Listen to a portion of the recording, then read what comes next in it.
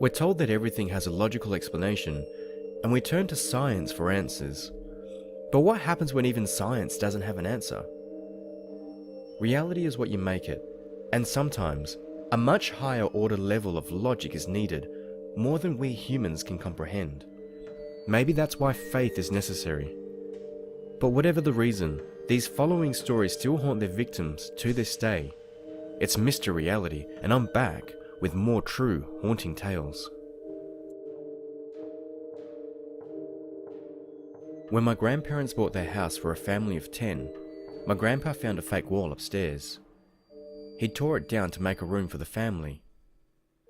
Behind the wall were children's clothes and play toys, almost like they walked off the room in a hurry.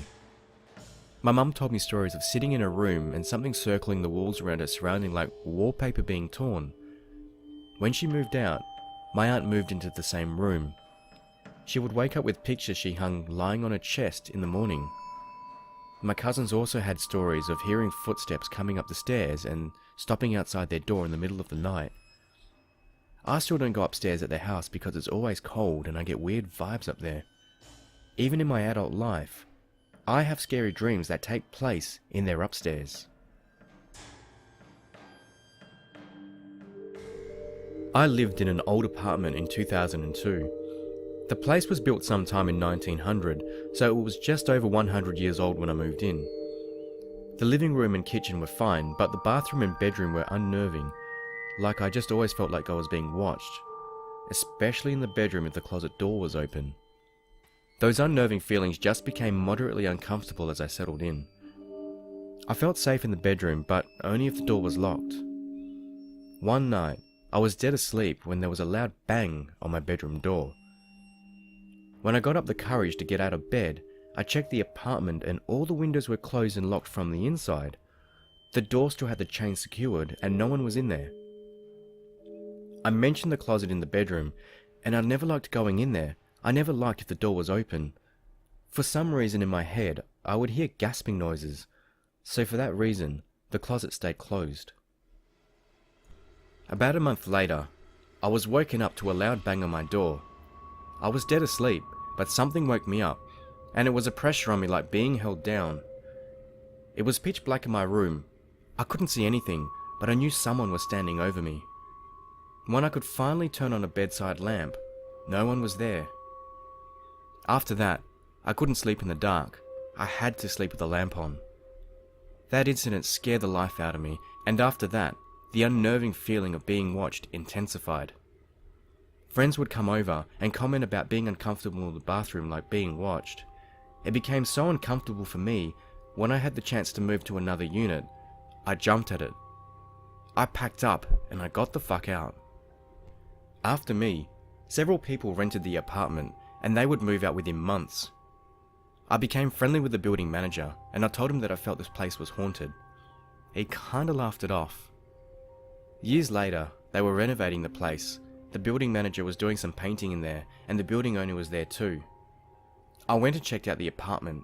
It looked nicer, it didn't feel as creepy. So I got to talking with the building owner and through the course of the conversation, he just throws it out there that the former tenant committed suicide in the closet by hanging themselves. He also mentioned that the original designer of the building lived in that apartment and died in there.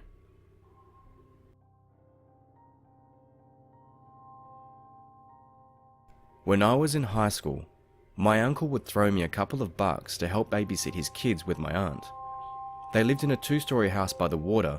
It was a pretty nice area. The kids were about 3 and 6. One day I was sitting in their den on my phone when I started to hear a baby crying. Thinking it was the 3-year-old, I headed to the bottom of the stairs and checked to see if my aunt was dealing with it. I called for her a couple of times but with no response. The baby kept crying. I called for her one more time, but when I got no response, I went up the stairs. Then I heard my cousins and aunt playing outside.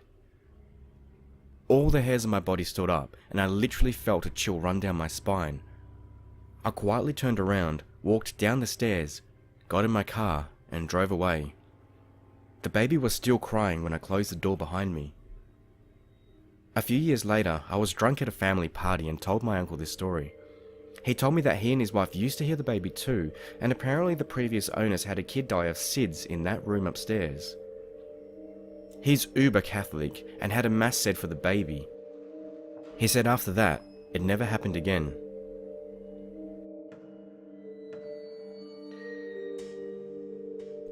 So this happened at the house we lived in for about 7 years. Many strange things happened in that house. None of it felt hostile, but the same couldn't be said for this pervasive feeling my mother and I both felt if we went out front at night. She and I both felt like there was something watching, and it wasn't friendly. On this particular night, it was about midnight or so, and I felt like driving to the 24/7 grocery store since I wanted some snacks. As I stepped out the front door, I saw something out the corner of my eye, so I turned to look. There was a figure just floating outside my brother's window. It was seemingly covered in a sheet that had once been white, but it was so dirty it was more piss yellow and got brown with mud and dirt the further down it went. There were no visible feet nor eyes or face, but I could tell it was staring at my brother's window. As I stared at it, it turned to look at me, and I remember feeling like one of those butterfly specimens, pinned to a board. It was as though its stare was physically holding me in place. It felt like an eternity, but only for a second or two passed, and it looked back at the window, the pressure lifting, and then vanished. Right as it vanished, there was a fluttering of wings in the tree above, and one of our neighbourhood's owls came to perch there. In a way, I felt like the owl came to my defence, as silly as that may sound. Our cul-de-sac loved a pair of owls. They were more like neighbours to us, so maybe it was just protective of a fellow neighbour. That's how I like to think of it anyway. In any event, I decided that it might just be best to make some popcorn or something that night instead. Come to think of it, I don't even think I told my brother about the thing. I probably should.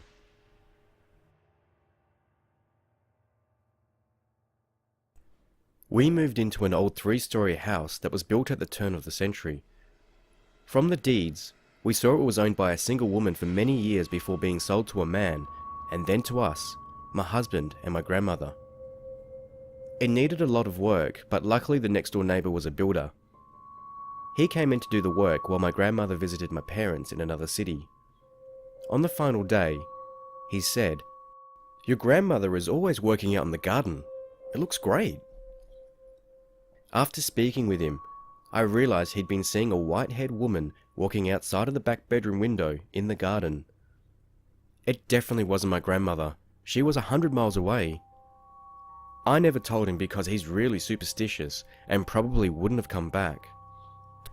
In the same house, while we were eating dinner, I looked up and saw what looked like a huge black hooded figure hiding behind the doorframe into the hallway. It was so big, it looked like it was ducking down and peering into the room before whipping up and away when I glanced over. That scared the hell out of me, particularly as I only looked up because the dogs were whining. I never went in that corridor again when the lights were off, and not long after, we moved out.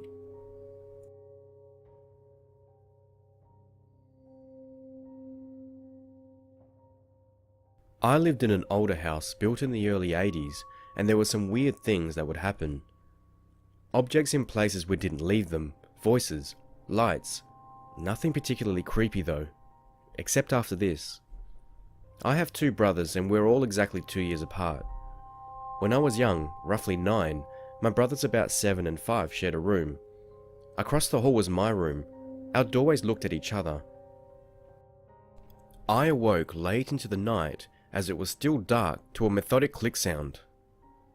I could see my brother's light turning off and on, periodically and in succession.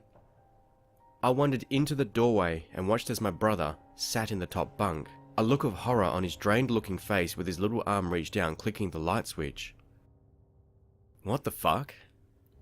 I don't know how long I stood there, but soon my mum was at my back, watching for a moment before scolding my brother for being up so late and playing with a light switch. He turned to us, dead-eyed, and we stared coldly for a few moments.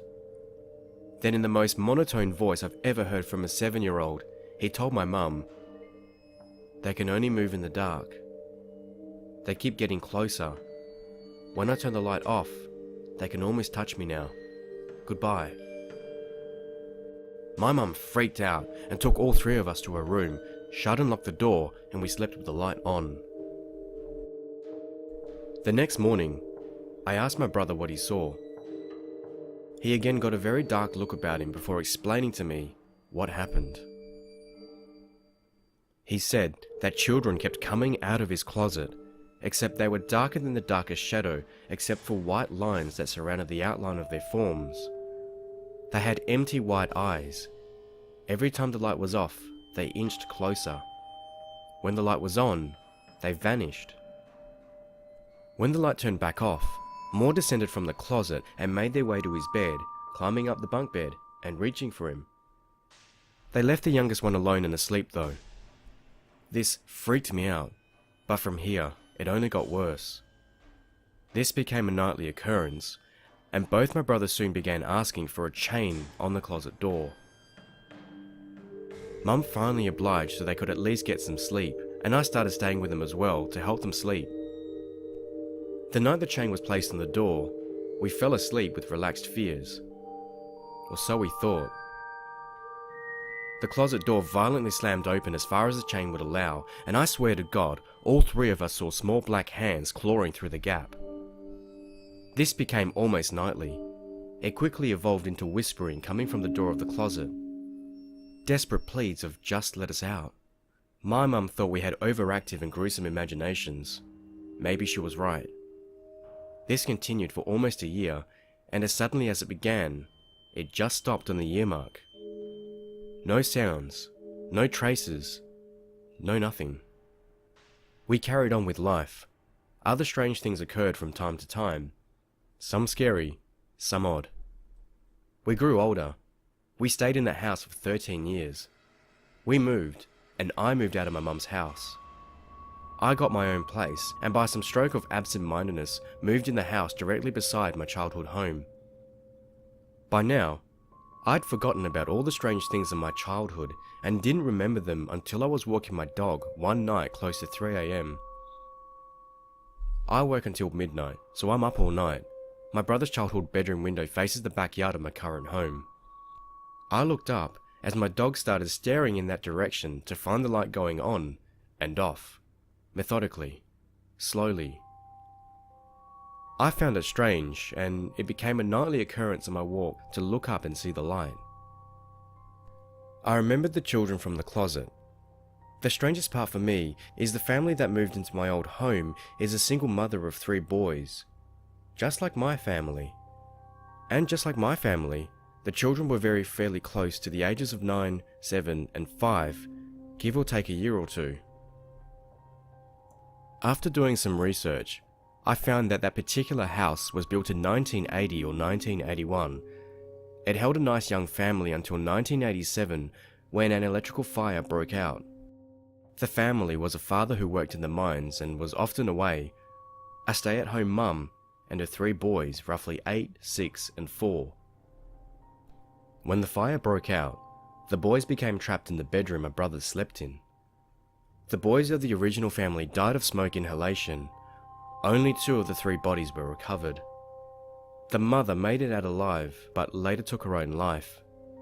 The house lay in ruin for 2 years and was rebuilt between 1989 and 1990. In that time, several strange deaths occurred. A husband and wife moved in with an infant daughter who died of SIDS 5 months after moving in. In 1991, a single man moved in but hung himself in the basement. In 1994, a large family of 6 containing a mother, father, 3 boys and a daughter moved in. The daughter slit her wrists in the bathtub and died of blood loss. A year later, the oldest son shot himself in the basement. The house remained empty until 1997 when a widow and a daughter moved in. No incidents were recorded and the family moved out in 1999, the year my brother was born. Families were in and out without incident until 2004 when my family moved in. We moved out in 2012.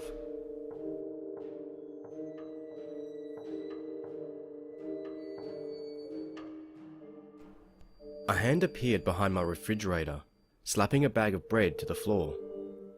I thought it was just a prank, and someone had wedged themselves behind the fridge to pull off this prank. But I lived alone, and there definitely wasn't anyone there. There's no way anyone could have been behind the fridge either. Harmless, but spooky.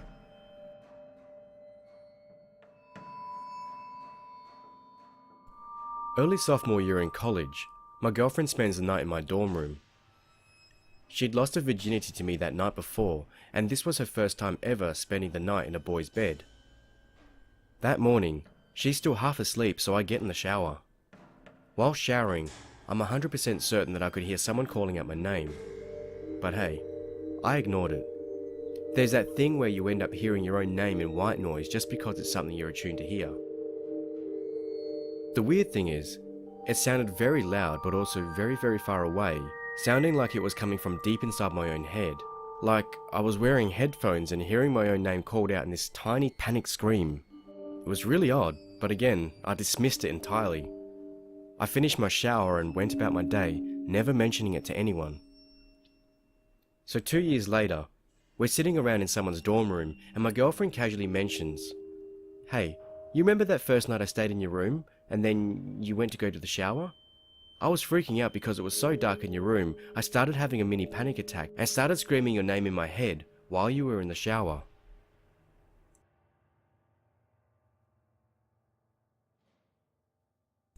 One time, I wanted a Coke, and when I went into the kitchen, and I shit you not, a knife was balancing on its tip, next to a full can of Coke. I was home alone.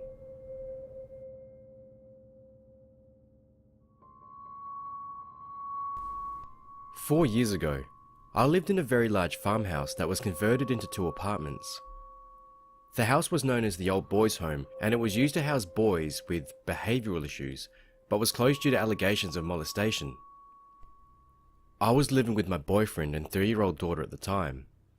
My bedroom had a large fireplace that had been boarded up and painted over. I decided to push my bed up against it one day while I was rearranging things. It was like a headboard. That night around 1 AM, I heard a small voice saying, "Mum, Mum, Mummy." I sat up in bed but didn't see anything, so I reached over my boyfriend trying to grab my daughter and put her in our bed. I kept feeling around and I was still hearing the voice, but I couldn't feel her. My boyfriend woke up and turned the bedside lamp on, asking me what the hell I was doing. I explained that Amelia was trying to get in our bed and I was reaching for her. There was nobody there. My daughter was sound asleep in her room. The next night came, around 1 AM, my dog started whimpering at the door, so my boyfriend got up to take him outside. You know that feeling in a bed when someone lies down next to you? Where the bed pushes in and there's a warmth in your back? I felt that. So I assumed my boyfriend had come back to bed.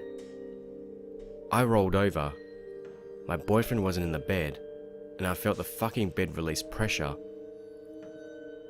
Whatever was laying next to me had gotten up in that second. I moved my bed the next day to the other side of the room, and I've never had another incident in the 2 years I remained in that house.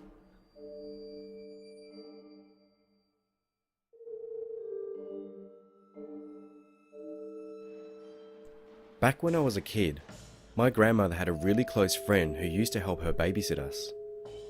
One day, she went missing. Her family didn't know where she went, and neither did we. About a week later, police found her body in a dumpster. She had been dead for some 4 to 5 days. Unfortunately, she was mugged and had several stab wounds. It was an absolute tragedy. Who would mug an old lady? But here's the spooky part of the story. A few days just before she was found, my 3 cousins swore that they saw her walking around in the backyard, knocking on their window. The following day, they had gone searching through the area. It wasn't until the body was found that we realized that what they saw couldn't be true according to the police timeline, but they swore it was her.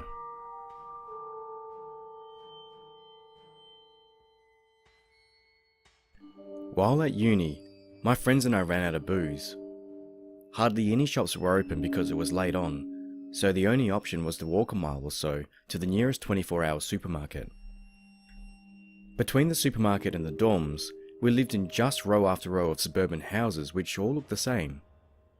As we were walking down one road, we passed a field with a large campfire and some people riding horses around it.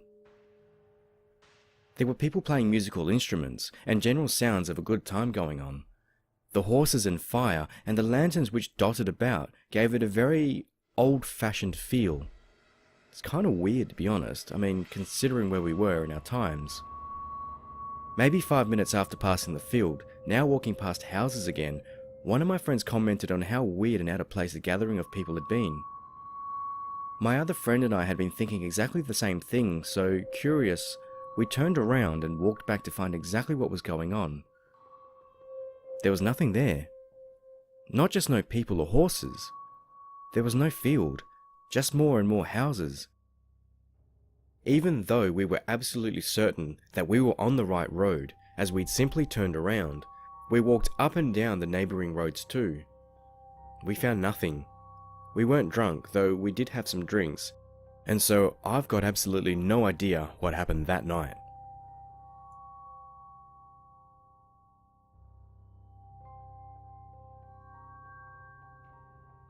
I lived next to a facility for developmentally handicapped people for 3 years. Every day, I would jog past this historical marker on their property, so one day I decided to take a break. I love history, so I finally walked over and read it. It was a dedication to a mass grave of 300 people for what used to be the grounds for a hospital for the insane. I nearly shat my tracksuit.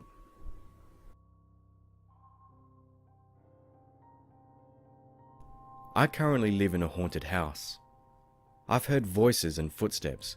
Lights have been turned on and off. One of the ghosts has a thing for silverware, as I hear it clattering in the drawer all the time, and sometimes a knife or two will end up in the wrong slot in the drawer. But the strangest experience I've had was the first night I spent in the house. I wasn't quite finished moving in yet. There were boxes everywhere. I didn't even have my mattress up there yet. So I was bedding on an old futon mattress, watching a video on my phone, when I get the pins and needles feeling on my feet falling asleep. Except, it wasn't on my feet, it was on the top of my head in the shape of a hand. I said goodnight, turned off my light and tried to sleep. When I woke up, my closet door was ajar, but other than that, everything was otherwise untouched. I guess, whoever my unseen roommate is, just wanted to check out who I was on my first night.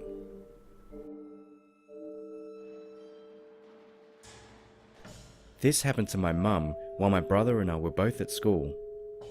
We lived in a very creepy, very old house when I was little. On this day, my mum was cleaning my little brother's room. As she was cleaning, every single one of his electric toys turned on all at the same time. 2 of the toys didn't even have batteries in them. She was freaked out and she had us camp out in the living room for 3 days because she didn't want my brother alone in his room. Then she got the priest in and got sage burnt all through the house to try and get rid of any ghosts or evil spirits that were there. Thankfully, it never happened again. The priest coming in, that is.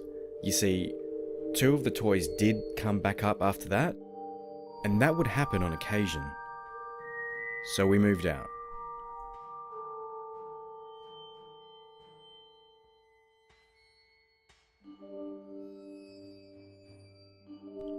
I'm from Scotland, and when I was a child, my mum and dad took my sister and I on a trip to Fort William, which is a town up in the Highlands. People go there for skiing and hiking, but because it wasn't winter, we went up there for hiking and we stayed there for a couple of nights. For reference, I was about 11 at the time. I can't remember the name of the hotel we stayed at, but I do remember that it was old-fashioned and we were all in one room together. There was a single bed where I was sleeping, a double bed in the middle where my parents slept, and another single bed on the other side where my sister slept. I was often frightened when I was younger. I didn't like the dark and I was super scared of the possibility of ghosts. I never found it easy to sleep because of this, even at home.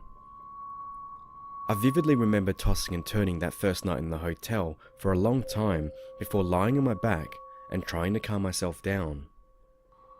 I then felt the bed sink a little next to my feet.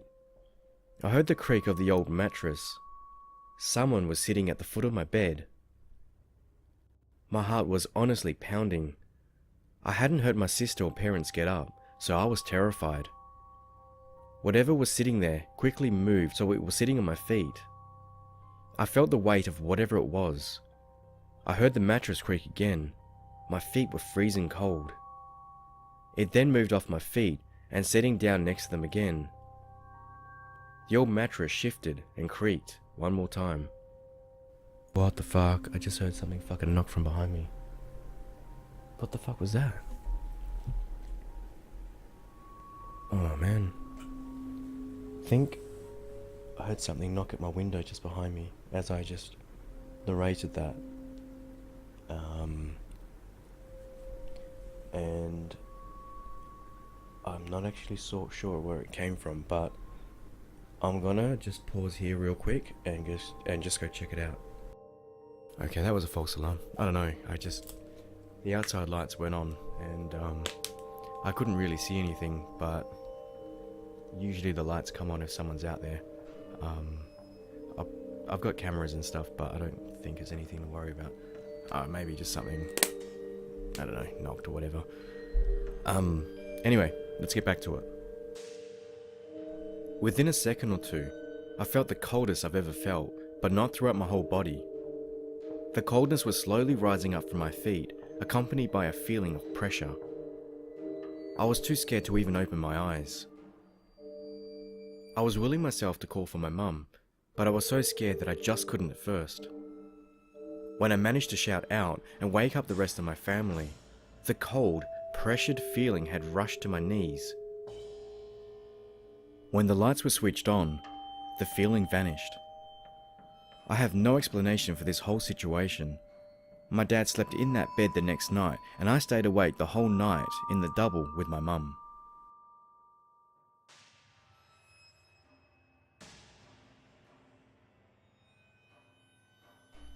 I came home from work one day to grab my spare tyres.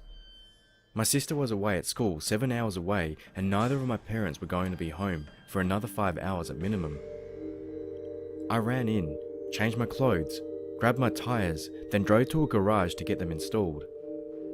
I got home 2 hours later, and as I walked into the living room, there was a chair just sitting in the middle of the hallway and was facing the front door. I thought nothing of it, but I didn't recognise the chair as being one that we owned. It was a standard metal folding chair that you would buy for a couple of bucks at a retail store. I folded it up and propped it up against my dad's workbench in our garage. My mum gets home a couple of hours later, and I ask her in passing why she left a metal chair in the middle of the hallway. She tells me we don't own any metal chairs and that she hadn't been home up until an hour ago. I told her I came home and there was a metal chair just sitting in the middle of the hallway after I had gotten back from the garage. She told me to show her the chair, and when I went out to the garage to show her, it was gone. I looked high and low for that metal chair, but couldn't find it.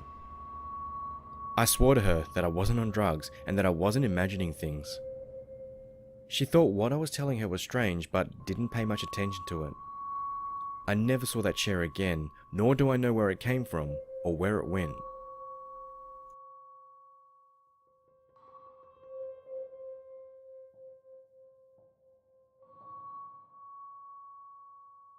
My wife and I stayed at a nice hotel in downtown Pittsburgh in Pennsylvania. It was where I asked her to marry me after a lavish meal. I picked the room because it came with a huge Japanese soaking tub that me, a 6'1" man, could barely see over the edge of. Anyway, the first night we stayed there, we were sleeping in the single king bed. I believe the alarm clock said it was 2 or 3 a.m. To my left, and just a few feet from me, I heard the sound of what seemed like a pencil slowly rolling down a sloped surface. It was so deliberate and loud that it woke both of us up. While my heart thumped in my chest from the sudden noise, I quickly convinced myself that it was a pencil sliding off the desk in our room, and I went back to sleep. The next morning, to my surprise, I found that A, there were no pencils in the room, B, there was no desk, and C, I don't know, I just felt like putting a C in here. It was my first night in the room, so I assumed that it, like other hotels, had a place to sit and write. Well, that wasn't the case. The only thing I could find to write with were ballpoint pens with their caps on it. That wouldn't have made the distinctive loud noise that a ridged wooden pencil makes as it rolls. I'm no expert, but furthermore, there was no sloped surface in the room for anything to suddenly roll off in the middle of the night or morning. The whole thing was weird enough for us to talk about that morning. I don't believe in ghosts, but to be honest, I'd love to encounter something unexplained. I entertained the idea of a ghost pencil, but knew in my head it had an explanation grounded in reality. But that's not all that happened. That night, we were both soaking in the tub. The water was up to my chin. It was great. We were in the middle of February, a cold and miserable month in Pittsburgh. We were sloshing around in the tub, having a blast, pretending we were rich. And then from the other room, we heard the buzzing of an old microphone hooked up to the PA system. Basically the sound of feedback that precedes an announcement. The whole room filled with the buzzing sound of microphone feedback. Our hearts thumped in our chests yet again. And then we both practically jumped out of our own skins. We heard the distinctive sound of someone blowing into a microphone to test it. You could see it in your head, it was so distinctive, just like the pencil. My heart went from thumping wildly to thrumming like a hummingbird's. Naked, I leapt from the tub and threw a towel around myself. That was a man blowing into a microphone, I said. My wife stayed in the tub, scared and quiet. I searched our room, but didn't find a speaker or any kind of speaker grill embedded into a wall or the ceiling. We could not, for the life of us, find a potential source of the sound other than an iHome speaker that was already playing music from my iPhone. So that was our story. We still had one more night. We were exhilarated by our engagement and the ghost that haunted the hotel. A week later, I had the thought to email the hotel. I asked them about their building. Pittsburgh is an old town, and downtown Pittsburgh is a very, very old town. They got back to me and explained, as my jaw dropped, that there used to be an old telephone factory.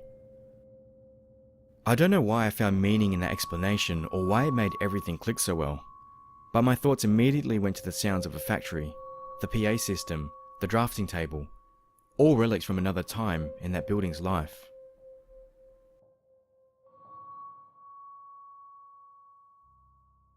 Hey guys, and thank you so much for listening. Man, this video was probably one of the creepiest I've done in a little while. You might have heard a few stories back that I was narrating basically a story about a ghost, and as I was narrating that, I heard a knock on my window, so I've been a little bit on edge about that. I did decide to go check the cameras after all, and yeah, like I couldn't see anything. I just made sure that like the front windows were locked and stuff.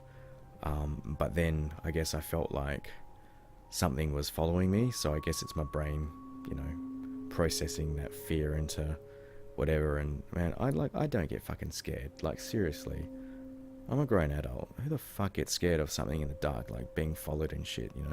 I don't get that. So I guess for me, it just really like triggered me or something. Anyway, not to ramble. I know it's not something I usually do, but tell me what you thought in the comments below.